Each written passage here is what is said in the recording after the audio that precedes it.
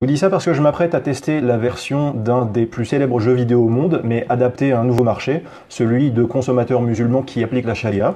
Il s'agit de la version islamique du célèbre jeu vidéo Zelda. Je me promène dans la forêt et là je tombe sur 6 barbus qui entourent une femme enterrée dans le sol jusqu'à la poitrine. Alors j'ai pas d'armes, je suis seul contre 6, je ne peux pas lui porter secours, j'espère que c'est une simple tradition folklorique locale qui se terminera dans la joie et dans la bonne humeur. Ok, ils sont en train de la lapider.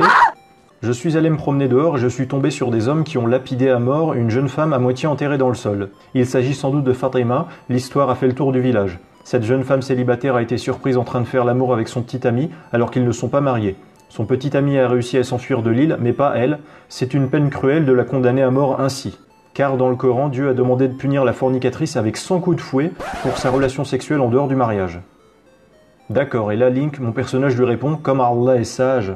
Super, après avoir interrogé 12 ninjas, j'ai enfin fini par trouver Zolecha, j'ai obtenu le flacon d'eau Zamzam, je vais pouvoir l'échanger contre un champignon magique au marabout du village, puis échanger le champignon magique contre un bâton de Siwark, et enfin échanger ce bâton contre un Derbuka dans la cabane du vieux pêcheur.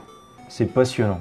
Alors là, il y a une dispute dans la maison du couple qui m'a recueilli, et le mari est en train de frapper sa femme au prétexte qu'elle lui aurait désobéi en étant sortie de la maison sans lui demander son autorisation.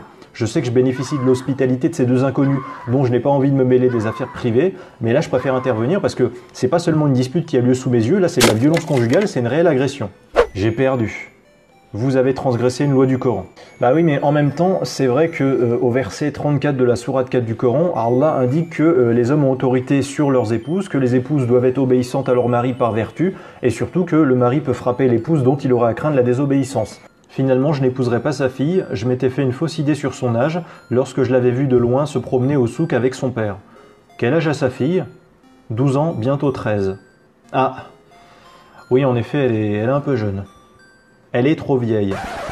Alors je rappelle pour les gens qui ne connaissent pas l'islam que le prophète Mohammed, exemple comportemental pour les musulmans, a épousé une fillette âgée seulement de 6 ans, Aïcha, et il a couché avec elle alors qu'elle avait seulement 9 ans. C'est dans les textes de Sunnah Sahih qui racontent la vie du prophète Mohammed.